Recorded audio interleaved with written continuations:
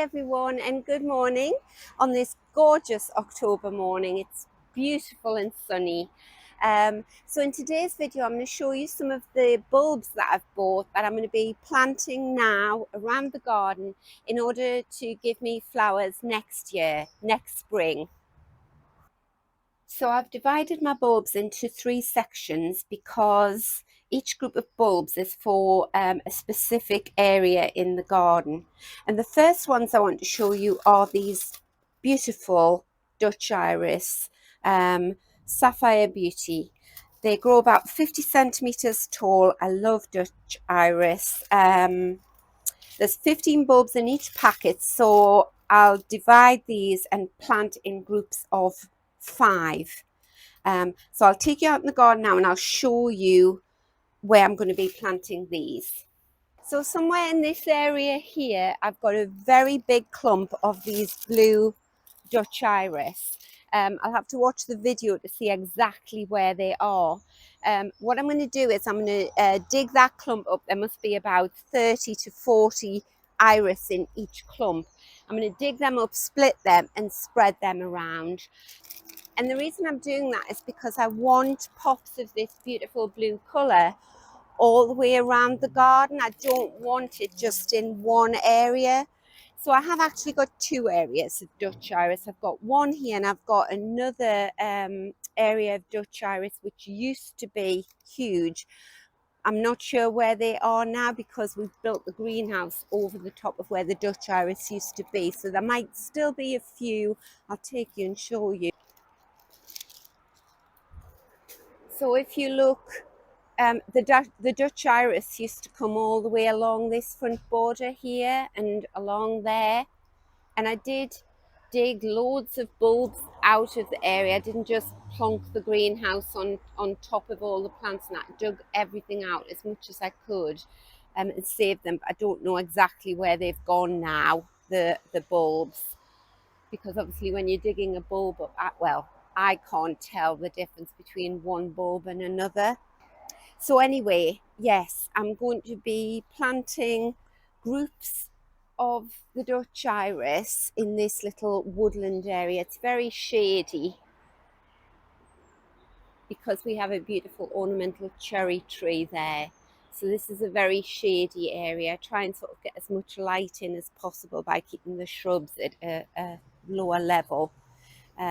You can see I've got some beautiful helenium at the back there. I've got some nice pink sedum and some gorgeous deep blue Michaelmas daisy there.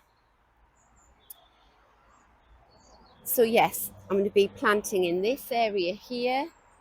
I'll be planting, well, all around the garden I'll be planting these clumps of Dutch iris, and I'll put little markers in where I've planted them so that I don't dig them up when I'm tidying up in the spring. And I'm sorry, I know I'll be largely preaching to the choir here, but for any new gardeners, I'll tell you why I like Dutch iris in my garden in particular. So there are 2 main types of iris that you can plant. You can plant Dutch iris and you can plant bearded iris. So Dutch iris grow from a little bulb. I'll open this up and I'll show you how small the bulb is. There. Can you see how tiny that bulb is? And you can't believe that you get such a beautiful, tall, big flower from it. But yes, so you plant it now and next spring you'll get this tall iris growing straight up out of that bulb. It doesn't take really any room up, and it also, importantly in my garden, it doesn't need to be in brilliant sunshine, unlike bearded iris. So I'll put a picture of the bearded iris in my garden, which are also fabulous plants, but they come with their own set of requirements.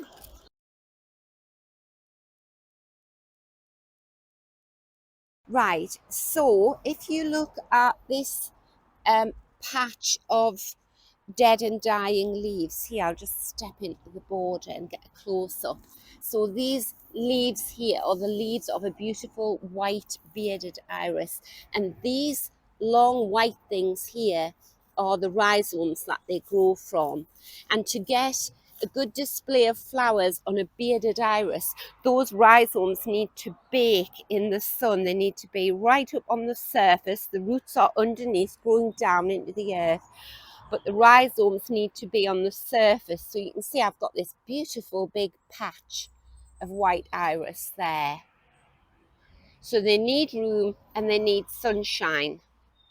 Now, when you look at the conditions that mine have to grow in, I've got this huge tree here. There's a big tree over there. So this patch of iris here, and I've got another patch there, gets sunshine when it comes through the trees there, and then it gets baking hot sunshine. I'll go very slowly so as not to make you feel nauseous. I get sunshine here, southwesterly sunshine here, so that's okay. But in this area here, it's always in quite deep shade, and I know for a fact because I've grown the Dutch iris here for years that they will grow perfectly well in there. Whereas if I put the bearded iris in there, I don't think I'd get any flowers because the rhizomes just wouldn't get that sunshine that they need. So that's that. If you haven't got much room in your garden or you haven't got much sunshine, I would go for the Dutch iris. So then I've got these white Dutch iris. So these are Iris hollandesa, white van Vliet.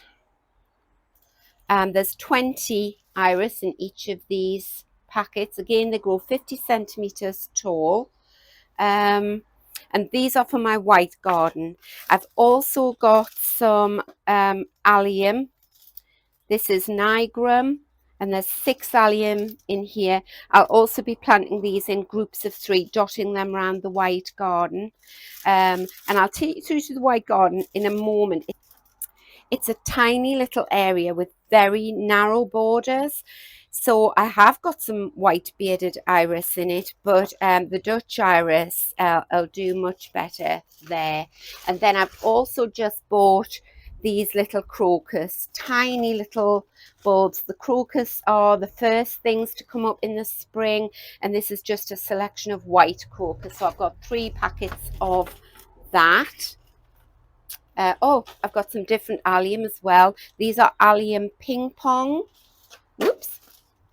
So tiny little bulbs, and yet it says they grow 100 centimeters tall, which is really tall.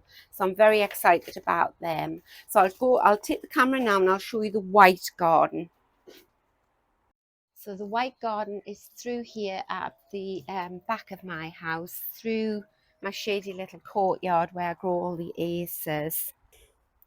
So this is my tiny little white garden.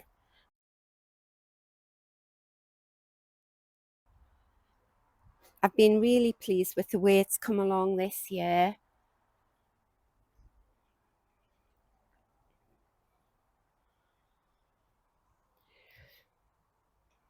And you can see that it's quite shady. So this border here never gets sunshine, but this border here gets some nice sunshine.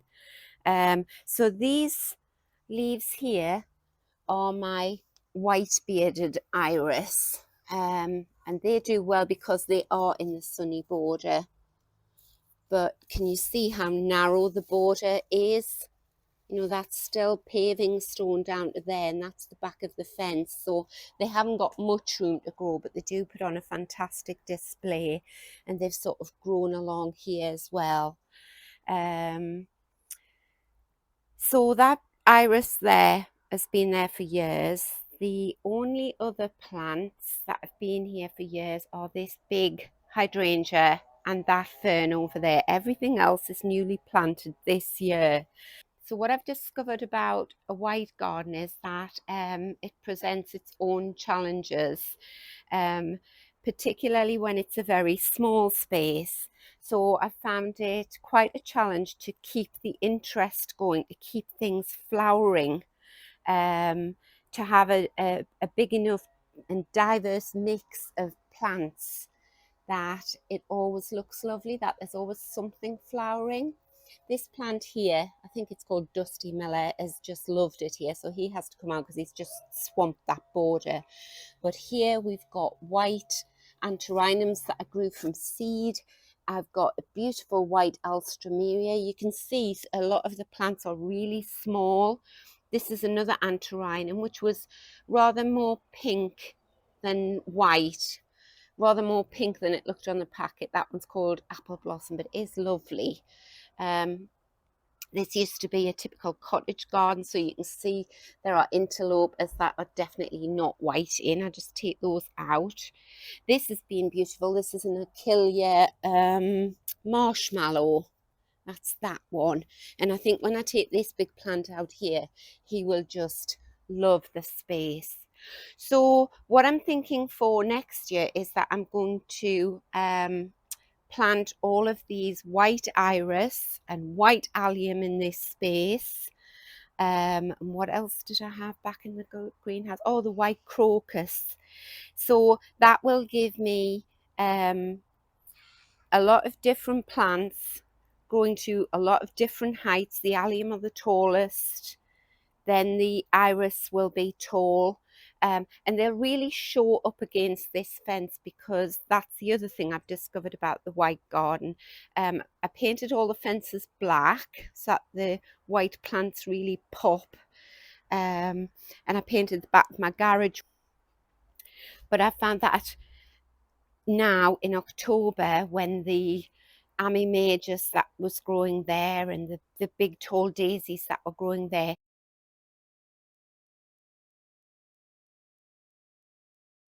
when they've all died down, I've got this huge expanse of black fence. So I really, in the spring, I don't want that. I want to have the plants at least up to here. So yes, I think that nice mix of white flowers, all different heights, will give a lot of interest to this little white garden next year. So now we are in my little shady courtyard area where I grow lots of acers and ferns and heucheras, hostas.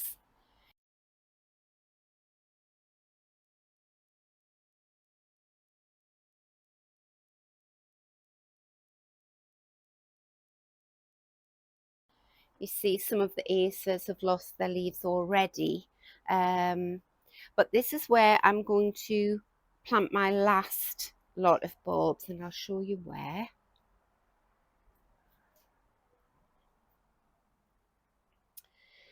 And it is here on this ladder that I built. Well, I sort of made it last year, and I call it my heuchera ladder.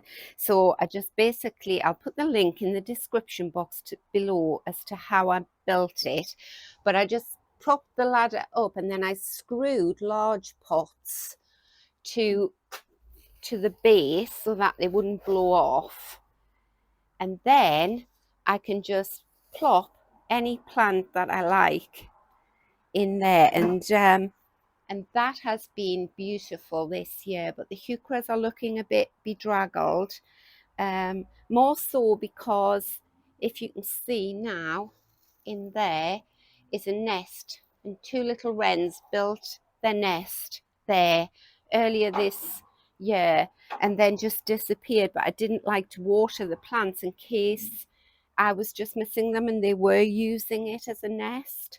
So but anyway, it's been fabulous. But it means that next spring I can fill this up um, with all those bulbs that I've bought, and I'll show you the bulbs now. So these are the last bulbs that I have, and these are all going to go into pots for my heuchera ladder. So I've counted the spaces up, and I've got 11 pots on the heuchera ladder. So I've got 11 pots here, various sizes. I'm just going to fill these up with multi-purpose peat-free compost. And then I'll show you what bulbs I've got. So I have got some more little white crocus. These are called Jean Dark. There's 12 in there, so I'll probably put 6 in each small pot. And then I've got these. I love Muscari. This is Muscari latifolium. Tiny little bulbs. There's 15 in here. So yeah, 7 in one, 8 in another. Then I've got this. So I'm not even going to try and pronounce that, but isn't that so pretty? 25 little bulbs in there. So let's have a look and see how tall that gets. Oh, 20 centimeters. I'd probably get 12 in a pot like that. And then I have this one, which is an anemone. That's called Charmer.